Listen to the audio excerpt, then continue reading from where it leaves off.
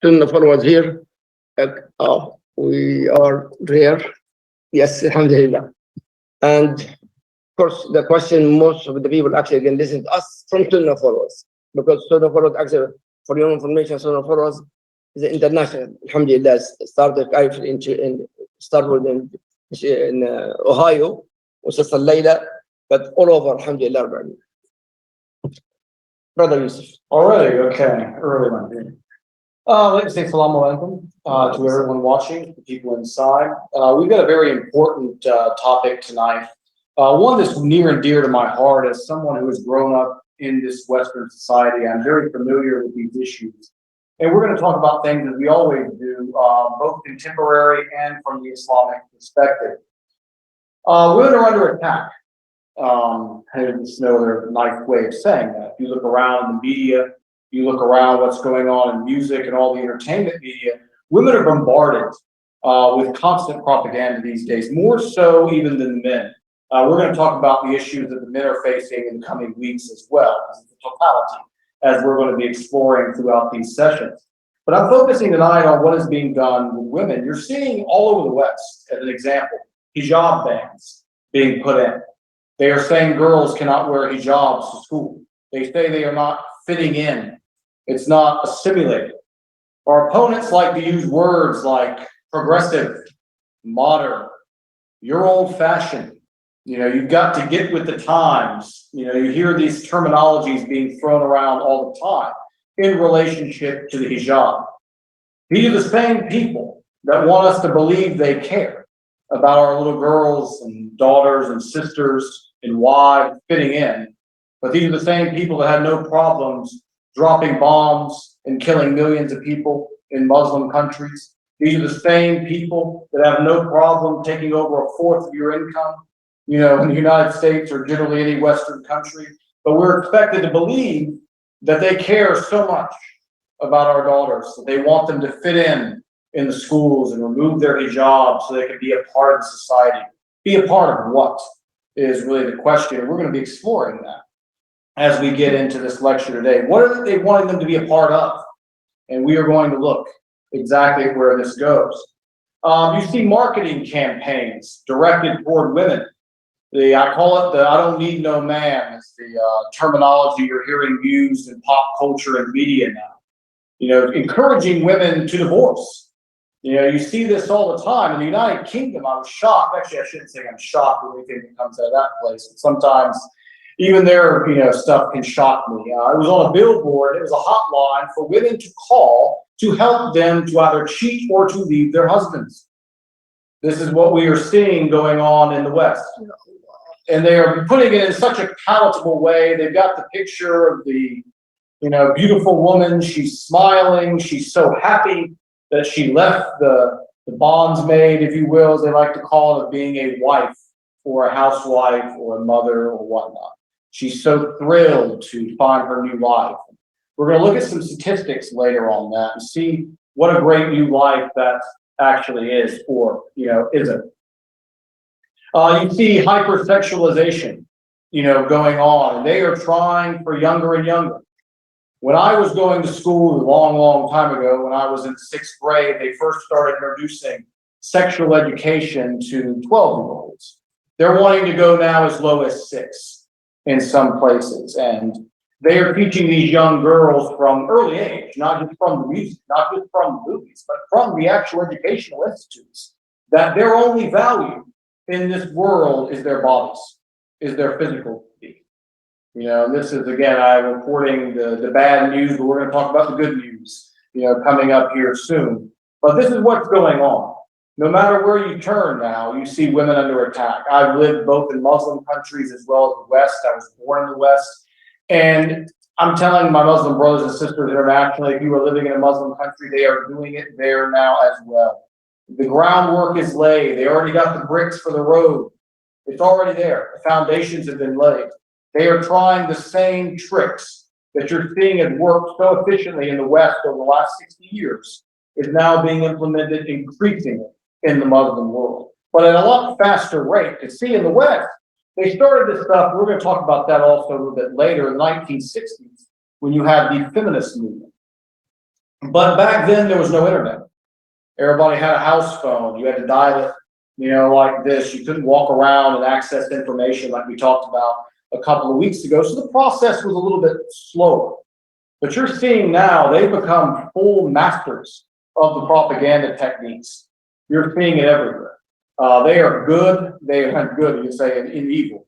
Marketing this stuff and making it look palatable. I mean, I'll just give a story. When I was living in Bahrain, I was working at a company and we were doing some training. And I had a sister say to me, why are you here? And I told my story a little bit lightly and about my marriage and things like that. And she said, why would you marry a girl from this part of the world? And I said, well, I prefer, obviously I'm Muslim first and foremost, but I prefer women who come from this traditional culture. And she joked and she's like, can I film you saying that? And I said, what do you mean? She's like, because my girlfriends would never believe me because all of them want to be Western. And they're shocked to see a man who came from the West professing so openly and confidently that he preferred the women of the East because of their morality and their character and things like that. So this is, again, the psychological, we're talking about here, making Islam cool, especially for our little girls, to know that you've got nothing to be ashamed of. I mean, they look to these models. They don't realize how much work, how much artificial enhancements have been done to these photographs. They see these beautiful women getting all this attention and fame. I want to be like her, and unfortunately that's, as we talked about last week, they should be saying they want to be like others, from our past that we're going to get into again later. So we're going to look at this overall in three phases.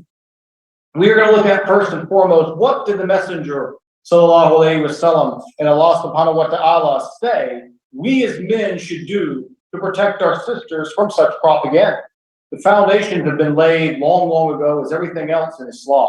This is not old. These issues have been discussed in the time for the way they were in the time. What are our opponents offering is the second phase. Where does following this modern day disease of liberalism going to lead our young girls? And thirdly, the most importantly, is us as men in Islam, as husbands, as fathers, as brothers. What are we going to do better to protect our women? Because we are failing. Overall, the men are failing. The men have gone to sleep. It has happened in the West, and now it is happening in the East. Men are afraid. They don't want to speak out. They feel they'll come across as too controlling. Because one of the chief attacks of our opponents is what? Islam is a sexist, barbarian religion that believes in locking women in chains. And men are so ashamed when they hear those attacks. Oh, you're anti-woman. They're not equipped with the tools to defend them. And we are going to equip you with the tools tonight of exactly how we are going to handle and be men in this ummah. So I'm going to start off with a hadith reported by Anas. The Messenger of Allah sallallahu alaihi wasallam said, whoever has 3 daughters, 3 sisters, and fears the law regarding them, and cares for them, this person's place in paradise will be with me, and he will be like this. And he held up 2 fingers together, implying basically you're going to be this close to the Messenger of Allah sallallahu alaihi wasallam. So right here we have our first of many we're going to look at today. When our opponents want to say that us as men, we're controlling, we're dominant. Right here you do not get more loving and more caring than the greatest human being that ever lived, saying basically you will be like this with me in Jannah if you look after your sisters, your wives, your daughters. It is an obligation on us as men, and we're going to get into what Allah subhanahu wa ta'ala says about what a man should do for the women in the family, for his wives and for his sisters. But the Messenger of Allah is the same Messenger, sallallahu alaihi wasallam, who they say hated women. He was a chauvinist. He disliked women, is what the claims and the attacks are. But right here, he's making it one of the key markers of the next life is how well you treat your women. Next one I want to look at here, you see from Allah subhanahu wa ta'ala says in Surah Nisa 4:34, men are the maintainers of women because Allah has made some of them to excel the others. فضلنا بعضهم على بعض. الرجال قوامون على النساء بما فضل بعضهم على بعض. قوامون القوامة هي والقوامة when he was going to take care of his wife, one from A to Z. That's qawwam. Yeah. And you see here what they will say, oh, see, it's right here. You know, Allah made men to excel in some areas. Well, didn't he? I think if we had a weightlifting contest, I think we'd all know. Now, nowadays you have, not going to get into that one, you have some who are men coming in to pretend they're women to get into weightlifting contests and they're winning. If you're wanting to have soldiers for an army, I think it's safe to say you want to have your men up front. Men were made to be hunters. I mean, the evidence is there.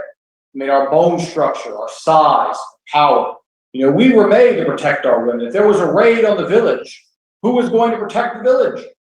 It's obviously the men that went to the front lines. It was the boys.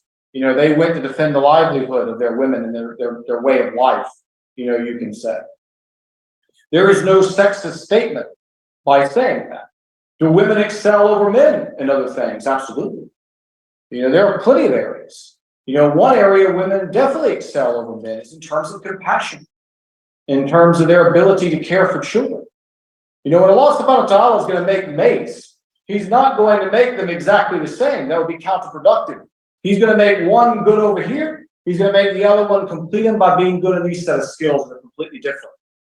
When they come together, there's a unity, there's a cohesion, there's a oneness that keeps the human family going. You know, you need both men and women. You know, men right here, we have our command. Again, we are maintainers. We preserve them, we take care of them, we honor them. As I mentioned last lecture, when I talked about the statement from Ja'far, one of the things he said, Rasulullah sallallahu alaihi wasallam said, never slander the chaste women. This was one of the markings of a bad human being, a man who made comments negatively about the women of society. You know, we had to stop. And as we get later, what you see in the West here now is a far cry from that. We're going to look at Baqarah 228. And women have rights similar to the right of men in a just manner. And the men have a degree of advantage over them. So here you see again, a commandment to us as men. They are human. A lot of people at that time in Jahiliyyah did not believe that. Allah is saying, no, they are human. They are entitled to human rights. You cannot keep them against your will. If you are a bad husband and you're not fulfilling your obligations, she has a right to leave. She is a free person. But again, we have an advantage in some things. We are the head of household. We are the leaders. And when all this gets twisted is where you have family chaos, you have division, and you have ultimate separation.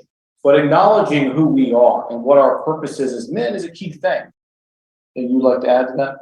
Yes, actually, there's in Surah Al-Baqarah, just mentioned Surah Al-Baqarah, 3.5 pages in the Quran, in Surah Al-Baqarah about the rights of the woman in the Quran. Plus Surah Al-Talaq about the right of women.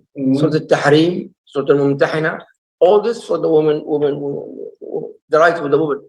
In fact, in Islam, the woman, we have the whole surah chapter, Surah An-Nisa for women. We don't have one for men. So, but unfortunately, the media and that is switched. Even the Arab country, even the Muslim country, they switched that too. You know. And you look at in the Christian Bible, there's very little mention of these things. But one you had in the book of Timothy in the New Testament, he said the place for women in the church is in the back with their mouth shut. Yeah. So I mean, you have this exclusion of one, and I've got that passage memorized because I've used that in debates I've had over the years many times when they've attacked our messenger, sallallahu alaihi wasallam. I'm like, well, hey, you know, our messenger encouraged female participation in the society. في البايبل في التوراة إنه النساء بيكونوا برا البيت مش لازم يكونوا موجودين يعني كأنه عبيد والعياذ بالله النساء هذا في ايش؟ في التوراة. ولكن الإسلام كرم المرأة. أيوة نعم هو بيتكلم كده الفرق بين الإسلام نعم هو بيتكلم على الإسلام كيف يعني بيكرم المرأة كده لكن هنا العكس تماما. I tried to translate what you just said. It's really important. Yeah. Oh, yes, without a shadow of doubt. We'll come to questions later. Because this, again, was the dialogue at the time. You had, and I'm not going to go into them because there are children listening, of some of the old Hebrew practices, which are highlighted basically in the Old Testament and mentioned in a lot of the Jewish tradition about how they would treat women compared to what, our messenger. So there's a lot of things here that children should not be hearing, so I'm not going to cover that. But if anyone who's interested in reading it or researching it, I would welcome you to do that. And see again how, much our messenger Sallallahu Alaihi Wasallam ended all of this barbarianism that we are seeing in this part of the world. That's something very important. My second language, by the way, Hebrew. اللغة الثانية تاعتي أنا عبري. في البايبل في التوراة يقول عند الدورة الشهرية عند المرأة لا تجوز تقعد في البيت ولا تأكل في أكل. In the Torah, the woman will have monthly period. She cannot stay inside the That's what I was house. talking about, yeah. Yes, and she have to be outside. That in the Torah. Subhanallah. Yeah. عكس تماما القرآن. The opposite of the Quran. Yeah, good. Sorry about that. I mean, it's that's what I wanted to say. You said in Arabic, it's perfect. Because I didn't want to say my son and some others. I didn't know how I could word it in the most nicest and polite way, But I mean, the evidence is going to grow week by week as we keep doing these. We are going to be contrasting modern liberalism. We're going to be contrasting Christian beliefs and Jewish beliefs in comparison to ours. And you were just going to see that when these people make these statements, it's not even close to being correct.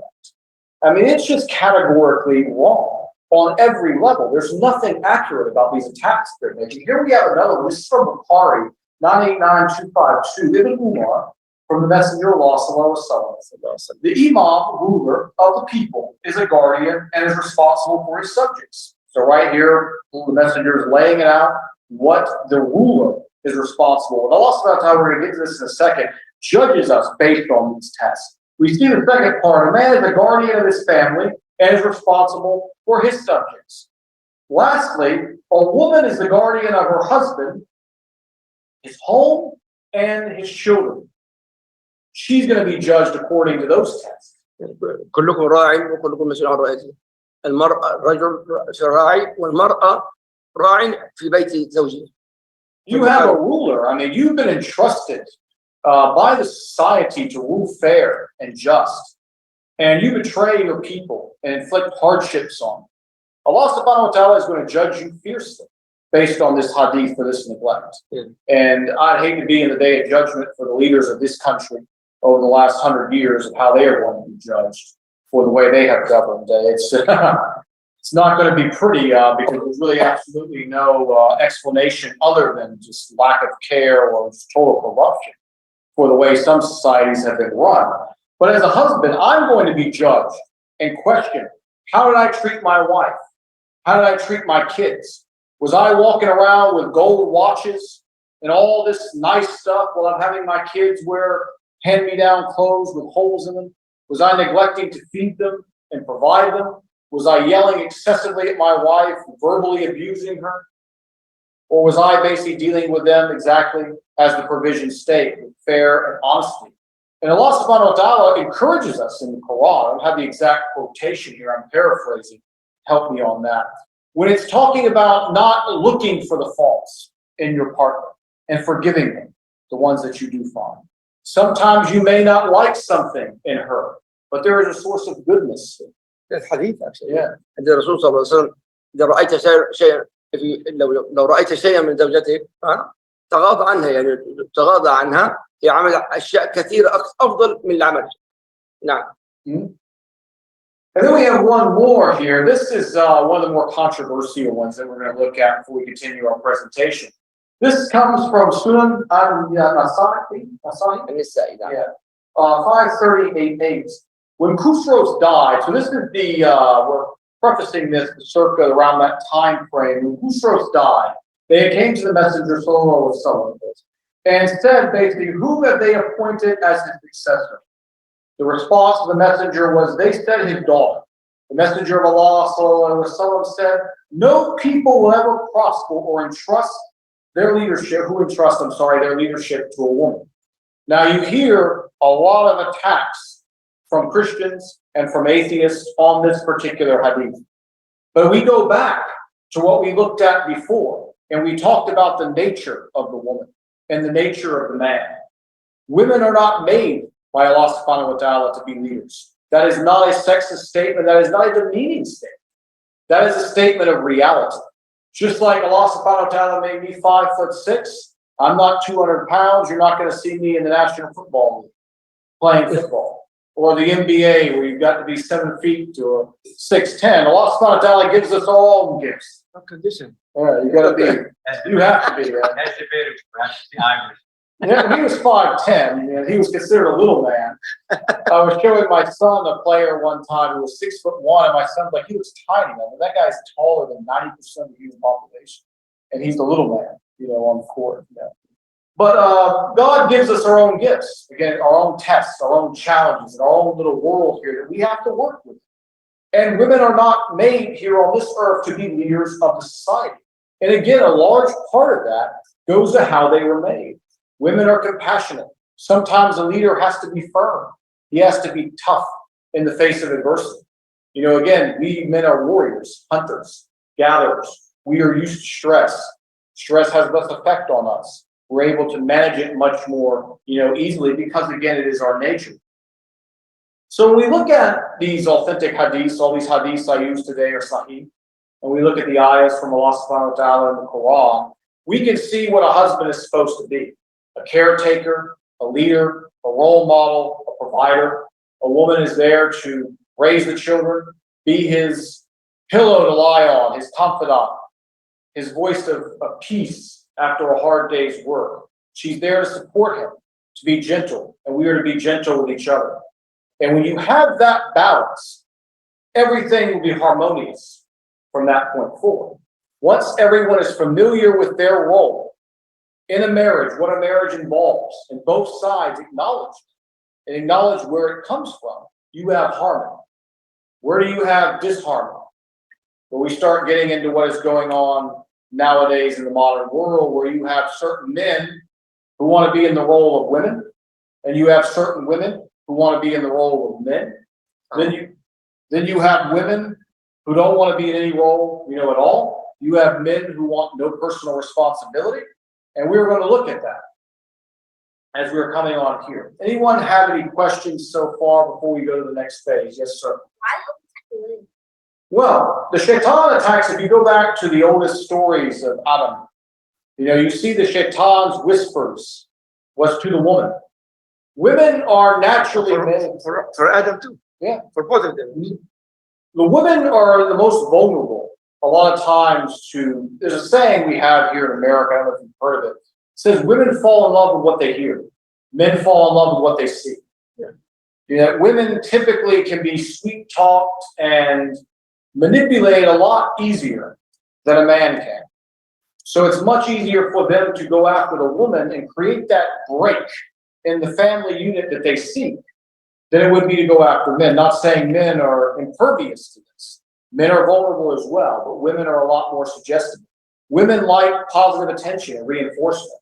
Women like being part of a group. They like being around a lot of people. From my experiences, most women are highly social. They like to be in social settings and things like that. But one of their best mind control techniques that we're going to talk about later is you're different. But that's very important. Allah says, فَوَسْوَسَ لَهُمَا. Ma, that means for Adam and Eve, Adam and Hawa. Not only Adam, not Hawa also. It's very important. Yeah. Well, yeah, you have exactly for the clarification there that you have the Christian account, which puts all of the blame, 100% the Old Testament account, which puts all of the blame on the woman. It's a little bit different, in the Islamic accounts, obviously, where the blame is equally shared, between the two. They both, were manipulated. But women, yes, overall, as I was saying, a lot more vulnerable to these type of attacks. Now, what we're going to look at now in the second phase that we're exploring is what are our opponents offering our sisters that we talked about in step one that we have an obligation to protect. There's an old saying, you can judge a tree by its fruits. If the fruits are rotten, the tree is rotten. If the tree produces great fruit, it's got strong foundations, strong roots. Well, what are the fruits of modern day liberalism? Is modern day liberalism what we see here in America, what we see in Italy, what we see in France, what we see in England? Is this the peak of human morality? Is this the peak of human exceptionalism? I think it's laughable even to utter such words. When you look at the state right now of these countries, their birth rates are all below replacement levels. They cannot even replace their populations. They are dying. They are on pharmaceutical drugs. I mean, the average American, I've seen this with my own eyes, is probably taking 4 to 5, maybe more pharmaceutical drugs per day just to try to maintain normalcy with all of the diet, with all of the depression, all the anxiety, all the issues that are coming from these societies. If you're going to come to me and tell me how to make money, I better be able to look at you and see you as being successful. I see he's got a nice car. That's what you judge by. He's got a big home. He's got a favorable position. But if you're coming to me and telling me what I need to do to make more money and you're living on the street, I don't think I'm going to want to listen to your advice. We've got our advice on one hand from Allah subhanahu wa ta'ala. On the other, we've got people that can't even keep their basic society going. You see just divorce rates in this country are through the roof. Every divorce that happens today, 70% will be broken in this country in the next 2 to 3 years. There is no, I talked about a couple weeks ago about the people get married by Elvis impersonators in this country. People get married spur of the moment at 2 o'clock in the morning intoxicated. You often hear stories when you ask a husband or a wife, where did y'all meet? Oh, in the nightclub, in the bar. You know that ain't gonna last. You met already on haram pretexts, so you're already destined, for failure. This is the judge of character, nowadays. This is how the mating circle goes, for our opponents. You see single mothers everywhere. All one has to do is look at the public schools, look in the neighborhoods. Almost, over half from what I've seen in my children's school, they are single mothers, broken homes. It's a proven fact statistically. Young boys, and I was one of them, I've lived through it. They are 50% more likely to be on drugs if the father is not in the home. I was one of them. They are 50% more likely to think of suicide if the father was in the home. I was one of them. They are likely to run away. I can't remember exactly. We're close to 50% on that one as well. And they're very unlikely to graduate even high school. I did not graduate high school until much later in life, mashallah. And I went farther beyond that. It's the stats are telltale. We go back to the previous, and we're building a house here, and we talk about this defending women premise. We talked about the male being the caretaker, the maintainer of the home. We are seeing when the discipline leaves, what is happening in these homes for the young boys. And the young girls, it's even worse. Oh, 1 second. You can look at statistics that if a woman or a girl growing up does not have a positive male role model in the home, her choices in men are equally as bad as what happens to our young brothers who are growing up without a father in the home. A man in the home is the first man this girl sees in her life.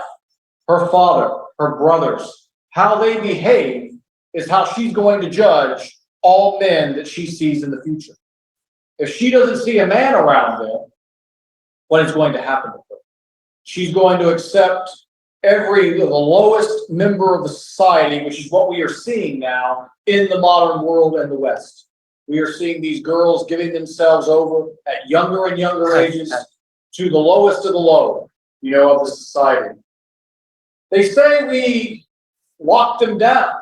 Well, what happens in Islamic countries in terms of rape? Is rape a common occurrence in Saudi Arabia? No. Is rape a common occurrence in any Muslim country? No. You can't go to a major city as a lady in public in the West without the fear of rape. I see on a daily basis stories of these young girls getting into cars with men who they just met at a nightclub or a bar, being taken somewhere. They're found dead in the ditch 2 days later after being repeatedly raped. because the father either was not there or he was there and he said, oh, it's not my job to tell her. She's her own woman. Because some professor in college told me I would be a chauvinist pig if I tried to discipline my daughter, I tried to provide guidance. We see these stories, all you've got to do is type in girl rape in Google. In any state, I guarantee you in the last week, you will find one. In our religion, do we allow women to go out alone? We don't. Allah subhanahu wa ta'ala had this figured out, of course, as he always does, long ago. The society, again, is falling apart, here. And what I'm concerned with is what I am now witnessing, as I mentioned in the opening of this lecture, that it is now getting into our community, as well. Because we already see who these people are. We already see what their track record is. It's absolute failure. Now they are in our countries controlling the media, just like they do here, and they are pushing the same thing, on our girls. I saw my wife had something on the TV. It's in Saudi Arabia, these open concerts that they're having there now. And there were sisters everywhere in the concert. I think maybe I saw one or two hijabs. And this is in, again, Saudi Arabia. When I was in Saudi Arabia, if you saw a woman without a hijab, it was like, it's strange. It's like you're seeing Bigfoot. Something just wasn't going on unless you went into the compounds. Now you're seeing the majority of these women are not wearing it at all. And they were openly weeping and crying for this singer. It just broke my heart to see this level of idolatry in a way, and then how these women were now behaving. I've seen it also, from stories I've talked to people, what I've seen, the hijab will start here, and then it goes back, it goes back, it goes back. All of a sudden, they're not wearing anything, at all anymore. And it's all being accepted around the Muslim world. I read a lot of forums where you have Muslim fathers in, where it's not my place as a father to tell her she can't go out alone. She can't be here. She can't be in the offices surrounded by men all day long. And these men are scared. Where have the men gone? And that's going to be kind of the focus, the last part that we're going to be looking at now, because it is coming. When we put our daughters in these schools, and they are teaching, last week, one of the sisters, asked a question. She said they were talking to her and asking her, aren't you hot? In that thing. These type of questions that they get in the schools. It's going to be much worse, unfortunately, later. They start asking even more. Don't you feel oppressed? One time, I heard one sister say that she was confronted in the bathroom by a Western woman. And the Western woman said, you're so pretty. Why do you have to wear that thing? You're not ugly. Only ugly women should wear that thing. And it was trying to equate the hijab, with a woman who is, not very attractive, you can say, who is now trying to, I guess, in a way, beautify herself, cover herself up. Again, they don't understand, what the purpose, in the hijab is, so they are going to attack it. And we want our sisters to have this confidence in themselves to defend the hijab, to defend our Messenger, sallallahu alaihi wasallam, defend our Islamic principles, and know we are the ones that have it figured out right. When you follow those hadiths, when you follow those ayahs, and you have that relationship in the home, you are going to live a harmonious life.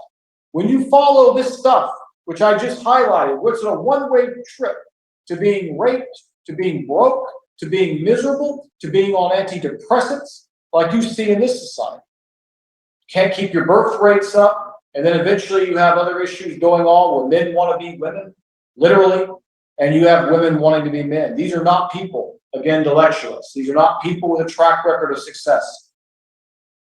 So we as men, again, must own it. As our final part, we are going to look at things that we as men can do, and then we are going to go into the ending here and look at some things for the sisters. Again, masculinity. This is something that is lost on most modern men. Most modern men are being taught, again, from a young age, that being masculine is bad. It's something to shy away from. If it wasn't for masculine men, only by the graces of Allah subhanahu wa ta'ala would any of us be here today. Masculine men have been the ones that have been fixing things, fighting on the front lines in wars and protecting people for years. Masculinity is not just about having big muscles or having a big physique. Masculinity is also here. It's the way you lead, the way you talk, how you lead by example. Being a role model, again, as I mentioned earlier, for your children. Leading your daughter somewhere positive. Showing your daughter, this is what a man looks like. That guy you're trying to, for one, dating is haram in our religion anyway. But that guy you're trying to talk to is not a real man. He doesn't measure up to my father. This is what we need to do. The kind of role models we need to be. Anyone have any questions? We move on. Comments? Norway, you have a question. Me? No, I mean, if anything I have to say is that, just to talk about the last one that he says, that most men are not masculine. Mhm. We have to differentiate between men and being masculine. Is that even the society that we live in, no matter what it is, whether it is an Arabic country or here, the laws have changed. Yes. Even if you want to be a man, the law says to the kids, hey, your father cannot treat you this way. He cannot tell you what to do. You are at an age where you can do what you want. That's the issue. Like when they're growing up, most parents, like on their own, most of them are too occupied with providing.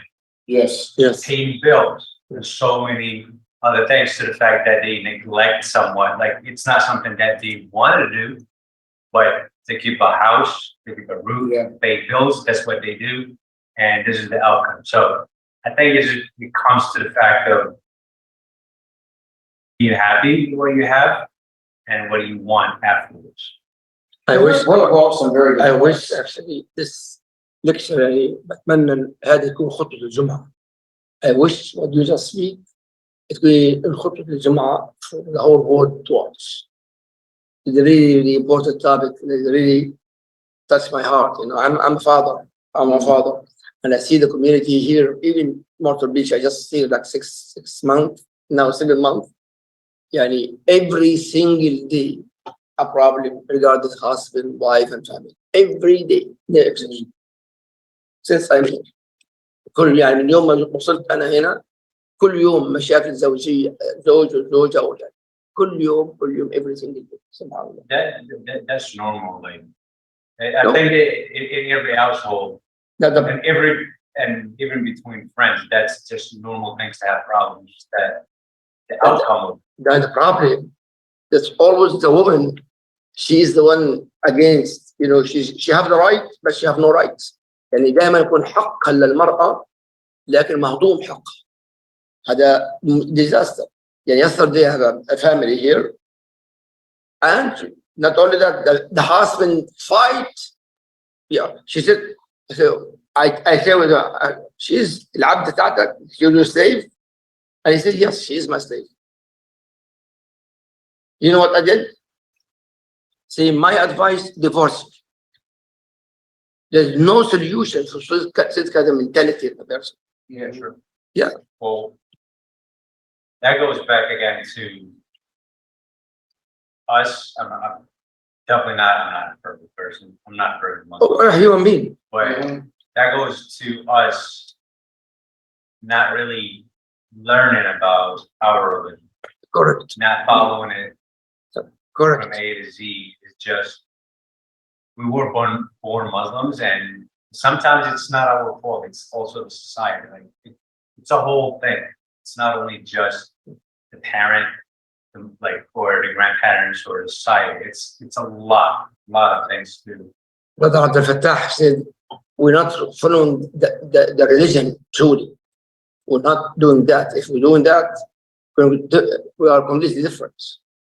So, Yeah, he made a lot of good points. You had a question? I have a comment. Is that every day when I went to school, girls would have shorts that were up to here. Yes, and going on to that point, my son is 10 years old. He is the one that just raised that point. And his younger brother was 7. And he came up to me and he said, Papa, you know, why is that woman dressed like this? And as a father, you know why. I mean, obviously. but you don't want to go into all those details. I plan on getting my children out of the public schools as soon as possible. As he said very well, I mean, we need to get all of our kids out of these schools, but they keep us on this, I call it the treadmill existence. A treadmill is where you go and you run, you spend all this energy, but you don't get it. That's what American society is. You're sitting there running, collect money, give money, all back. But at the end of the month, you ain't gained it. It just became universal. It's Yeah. not being American. It's Yeah. universal. You were just working and working and working just to simply put the roof over your head to pay the groceries every single year. The groceries go up, the salary doesn't match. If it does go up, it doesn't match the inflation. And again, this is not by accident. They know what they're doing. And then all of this leads to where the state, they're already saying these things now. The state's going to raise those children. Those children belong to the state. You're seeing California has already made that open declaration. They said a young boy or a young girl can go have gender reassignment surgery, whether the parent wants to or not. Why? As what he was saying. Because you don't own your kids in their mind. Those kids belong to the state. And you're abusing them by denying them gender reassignment surgeries. We must, and part of my main purpose for wanting to get involved in the Islamic community full steam, is I want us to check out. Checking out means you're a member, but you're not. The Amish are a group you see here in America. They have checked out. The Amish don't take part in this society. Ya Allah. They have their own thing. They stay with it. الامش هذول بيكونوا امريكان مسيحيين بس ايش بيتبعوا الانجيل تماما حتى بيذبحوا زينا بالضبط المعاملات وكذا حتى بيتزوجوا مش 4 بس 9 و10 و20 كمان فالامش هذول انا I visit the Amish when I make my research ان عملت انا بحث بالاكل الحلال والحرام وشفتوا كيف بيذبحوا كأنه إسلام 100% حتى المعاملة مع بعض هذا transaction how you deal with each other just like Muslims exactly يعني the only difference between us and them الشهادة شهادة that's it but honestly I would love to not only that until now with the gas electricity no electricity in their houses but honestly very pure Christian the only Islam left, and that's it. And respect us. Not the other religion, by the way, even Christian, not believing them. Only Islam, alhamdulillah. And yes, for us to check out, this society, first spiritually, mentally, and later, lastly, inshallah, physically, to check out of this society. Because it's got to the point now, the coexistence on any type of level is beyond broken. It's too far. There can never be common ground. When you have people promoting stuff that is just completely the opposite of everything we hold dear. Yes, sir. I have another comment. When I played baseball, there's this team called the Cardinals. They would have a 12-year-old girl on them when I was 10. And she was like wearing like shorts that were really like tall. Yeah, it's groomed from an early age. When I grew up, I would have thought nothing of things like that. Because that's how one of the ways, again, the shaitan gets you to just slowly accept sin. If you go back to American television in the 1950s, anytime they had a couple on TV, they were always husband and wife. And they would never even show them in the same bed. They would show them in separate beds. Like they would make sure basically that you kept that as clean and as moral as possible. You never found a man or woman holding hands or together in a television show in America in the 1950s that were not husband and wife. Yeah. Shame used to be. Yeah. You go to 60s, all of a sudden there's one, there's two. 1960s and 70s, 80s. And Yeah. it just got to the point where there is no husband and wife in a Hollywood movie or a television show. Very rarely. You have some on television. Very afraid now. Yeah, it's always the girlfriend. And they just normalized sin. Sunnahfollowers, if you have any questions, Sunnahfollowers, Sister Layla, Brother Yusuf, inshallah, will answer. Inshallah. Sister Layla. Sunnahfollowers out there? Yes, we're still here. Layla's busy, but I don't see. Okay. Okay, I'm here. I'm not busy. I'm getting their answers. I had to switch the cameras. Y'all remember I have to go from stereo mic to regular mic. So that's what I'm doing. I'm working 5 cameras. Okay, here's a sister here. First of all, she said, oh my, okay, well, I'm gonna show it. The one sister here, she said, I appreciate you guys talking about this problem. Alhamdulillah. And I have another question here from a sister on Twitch. She said, when your children go to school, I'm trying to word this because she's typing in French.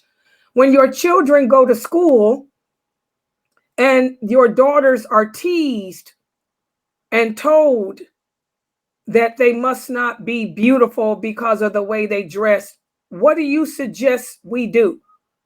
Dekel, yeah, Dekel, yeah. What do you suggest that how you suggest we handle it? This is the most depressing and most real situation, as I talked about last week in the session. First thing, let those sisters know that those people are, in the grand scheme of things in your life, are irrelevant. The people who are relevant in your life is Allah subhanahu wa ta'ala, your family, your close friends. I tell my son all the time, friends and people you see now, you're not even going to remember them in 4 to 5 years. I know that's easier said than done, but these people are irrelevant. They will never cease to try to bring you down, try to attack your self-esteem. And that's how this system, it reproduces itself. They get more and more. Kids go to school. Okay, naturally, I don't like those things, but all my peers are telling me these things are cool. I want to be part of a group. I have to dress like them, wear the brands that they wear, act like them. I face this when I was born. My children now face it. It is very, very hard. But I want to instill in these young ladies, these queens, these sisters of Islam, to have confidence in yourself and know that we are the right ones. Like I mentioned earlier, all those things that I showed from their society, how dysfunctional it is, how diseased it is, they are the ones who should feel shame. And if the devil is attacking us, would any of us get mad at that? The answer is absolutely no. You know, why should we view these people any different? They are bringing poison to us. We have to know it's poison. We do not accept it. We never will accept it. You know, have that confidence. Walk around and own it, you know, so to speak. Like today, I walked out on Myrtle Beach dressed like this, and of course, you're going to get some looks, you know, from some people. They probably first don't know why you're dressed like that. They don't know what it is. And then there's those who do. And they're not going to like it. I mean, it's just that simple. But you come to a point up here when your deen is so strong that those comments, they just brush right off. You really don't care. They don't bother you. You know, and I encourage all of our sisters out there to make one little small thing about, again, self-esteem and realizing how beautiful you are. And nothing they do can take that away. Psychology actually here, anybody accusing that sister because the hijab, that one accuse her something, she is sick, mentally sick, by the way. So psychology, yeah, she's sick. Yeah, her brain not even normal. So don't worry about those crazy people. You are the best. And not only that, you are so beautiful. Under the cover, you are gorgeous. But prime example, you like say at school, and you're gonna say high school, that's what all happens. yes. You see, even if that girl accepts the fact that, okay, she's beautiful, she takes the hijab off, and she hangs out now with cool girls, right? Then the cool girls have another clan that they rival with. Yeah. See, just that right there, it tells you that in itself, it's not something true. It's not something like, indeed, the only thing that we are competing with is having hasanat and getting close to Allah subhanahu wa ta'ala. It's not the close, yeah, it's materialistic. Some the things in life are, that's how it is, that's how we are as humans. That's in our nature to have and want good things. But all of that is just, I guess it's just an image. Like, you can wear all you want today, the next technique is something else, and it's something else. So at the end, it's all becomes just being a part of a plan that's winning rather than. So, any more sister? Any questions? Yes, one more. Excuse me. Another sister is asking, so is it permissible for us as women to hold positions of leadership? Like what, sister? Here, Islamically, what? Like what? Like a president to be for a country, or a company, or a board member in the masjid? Yes, probably that. She hasn't typed yet, but that's probably what she's asking. Yeah. No problem. But to be a leader for a country, like Hillary Clinton, for example, if we're in a Muslim country, no. But any company, in fact, when I came to America, I'm against to have a Muslim. Actually, we have a Muslim organization in the university when I came to America in 1988. And women to be a president, I was against that. Then I have no choice because I'm not imam in that time. So I just came to America. I found the best leaders for the Muslim organization in university, the girls, the ladies. When the president become a man, always failed. Always failed. Then I say I was wrong. The hadith Rasul sallallahu alayhi wa sallam, number one, hadith da'if is a weak hadith, number one. Number two, if the hadith sahih, he said, chief for the country, for a clown for our country, not for a company, not in a household, not in masjid board, and so on. Is that a clear, sister? She said, what about city council? No problem with that. In fact, she's gonna make the best. Actually, I say, like instead of our president, a president in the United States of America, I don't want to mention names. She cannot be. If the United States of America, a Muslim country, cannot be a woman. That is the hadith, but the hadith still hadith da'if. I mean, hadith da'if have been weak. The answer is yes, Islamically. Of course, some other shi'us, no, haram. Go to the history. Umar ibn Khattab, radiallahu anhu, for the treasure, in the market treasure, a woman, Sulayma, a woman, she's in charge with that. In the war, the nurses of the war, that were guiding the army, a woman also, through the Umar ibn Khattab. Umar ibn Khattab is the most tough Sahaba, tougher than anybody else. So I don't know why the people belittle the sisters that, and because they take one part of the hadith or part of the ayah. Yeah, the reason we were using that here was to just illustrate again certain societal roles that are natural, based on what the Prophet had said, which was that men were to be and No, hold on one second. Alhamdulillah, Sister Huda, very important here. She's graduated from Al-Azhar University. السؤال هل الأخوات هل يجوز إنه تكون في مكان معين، يعني تكون مثلا مسؤولة في المسجد هنا أو مسؤولة في شركة من الشركات أو لا؟ يعني هل يجوز للمرأة إن تكون مسؤولة في شركة في منظمة من المنظمات حاجة زي كده؟ فأنا قلت لهم يعني الحديث أول حاجة حديث ضعيف إنه المرأة تكون رئيس الدولة أو رئيس المجموعة، إما الشركة من الشركات. She said يجوز. By the way, Sister Huda, she is from Al-Azhar University. She's our teacher here. She's an Al-Azhar University, graduated a master's degree. Yeah, جائز. كان بيخلي زوجاته منهم القائدة في الجيش في الحرب اللي بتنظم معاه في البيت، فكان كل واحدة مسلمة. يس. وده دليل احنا بناخد سنة الرسول صلى الله عليه وسلم. ده دليل ان هو كان المرأة.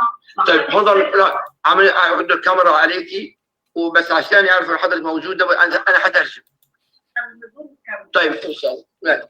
ان المرأة في الاسلام محل ثقة، لان المرأة المسلمة المحتشمة ايا كان موجودة، ايا كان بتتكلم مع رجال مع اي حد، ولكن بالاحترام نعم بالمنتدية الزي الاسلامي الصحيح، وبنيتها العمل والخدمه للعمل الموجود. نعم ايا كان في رجاله ما فيش رجاله، ان المراه الاسلام ما حكمش عليها، او معنى كده لو احنا قلنا عمل معين للرجال عمل معين للنساء، يبقى احنا فرقنا بين السيدات وبين الرجال. مظبوط. ولكن الاسلام هو في الايه ربنا سبحانه وتعالى قال الرجال قوامون على النساء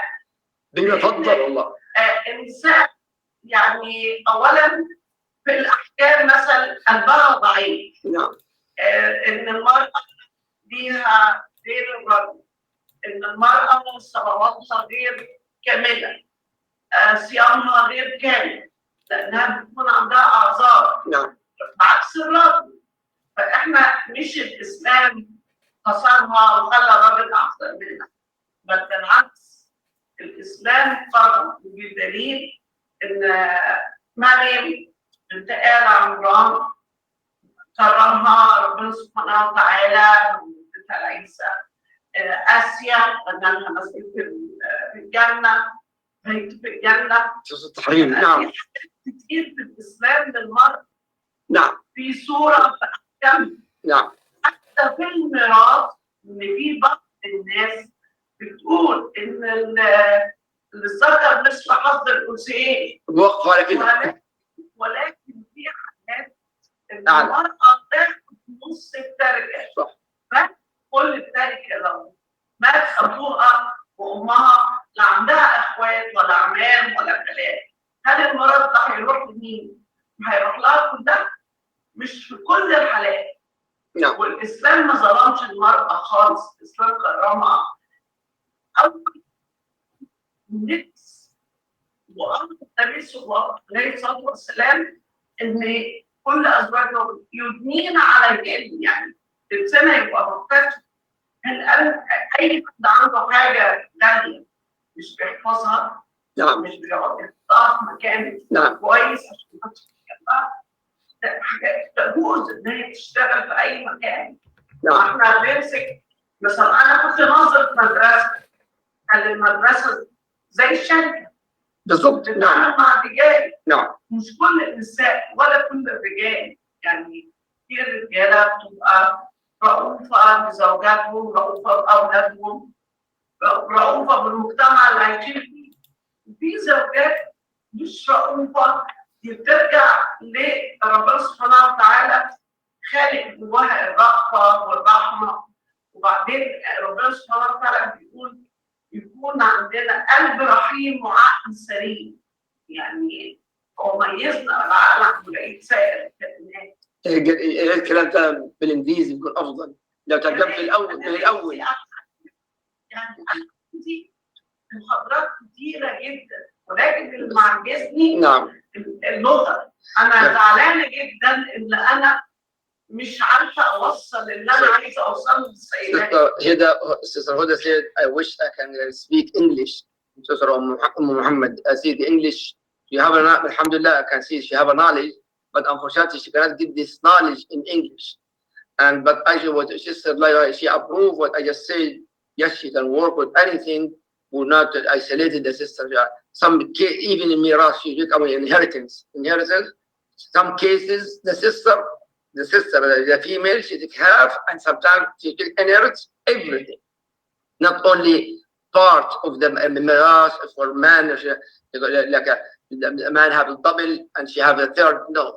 So she speaks many things about the right of the woman in Islam. This is inshallah. Maybe next time we're going to translate. When you speak slowly, I can translate what you said. I wish you to answer, inshallah. The time actually we finished 1 hour. ساعة خلصنا. And inshallah, but we'll continue inshallah. نستمر إن شاء الله الأسبوع القادم. Next week بإذن الله. What is the topic? We continue same thing. Yeah, we're going to continue this because there's so much more to say. An hour really doesn't do this topic justice. So we're going to continue to talk about the relationship between men and women and building more stronger brothers. We're going to talk about some of the attacks in the society on the men. As well, we're going to come back and revisit this issue a little bit as well. We talked about today. And also, Sister Huda, ممكن نعمل Sunnah followers, Sister Layla. She's in charge, Sister Layla, Ohio. I met Sister Layla actually in Ohio last year, I think, yeah. So if we can make a lecture for Sister Layla, I can translate, ممكن أترجم كلامك بس إيش واحدة. إيه رأيك؟ طبعا عندي في البيت أنت وأنا كنا في المكتب هنا في المكتب الأخت ليلى في أوهايو بس إيش العالم كله بيسمع المحاضرة. هي لغة. نعم أنا حترجم. لو أنا عندي لغة. طيب أنا حترجم. اللي أنا درسته. نعم أنا حترجم. أنا لي أترجم إن شاء الله. إيه رأي حضرتك؟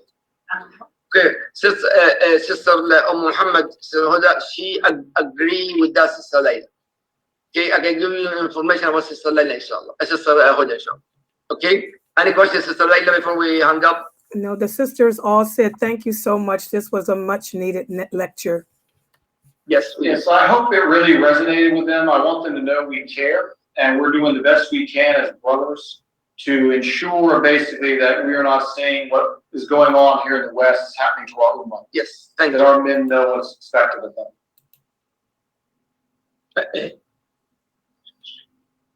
الشاف بإيد لا تصل صلاح ما أعرفش كيف brother sister جزاكم الله خير and thank you so much إن شاء الله أسامك for the pizza جزاك الله may Allah provide you from the Jannah إن شاء الله الدنيا عند آخرة آمين. And I wish actually Sunnah followers will ask to give you many pizza, beautiful pizza, halal but also halal meat. Inshallah. But inshallah, يلا السلام عليكم ورحمة الله وبركاته. سبحانك اللهم وبحمدك أشهد أن لا إله إلا أنت أستغفرك وأتوب إليك. السلام عليكم ورحمة الله وبركاته. Wa alaikum salam wa rahmatullah. MashaAllah. This was really good. Alhamdulillah. Okay, guys. I'm glad you all appreciated it. Yes, sisters. And next week, he's going to continue again next week, inshallah. Okay. So I'm going to log back in about 10 minutes. Give me about 10 minutes to get things set up. And then I'll come back with the next class for tonight, which will be the class on the lawful and the unlawful. Okay. So I'll be logging back in, guys, in 10 minutes, inshallah.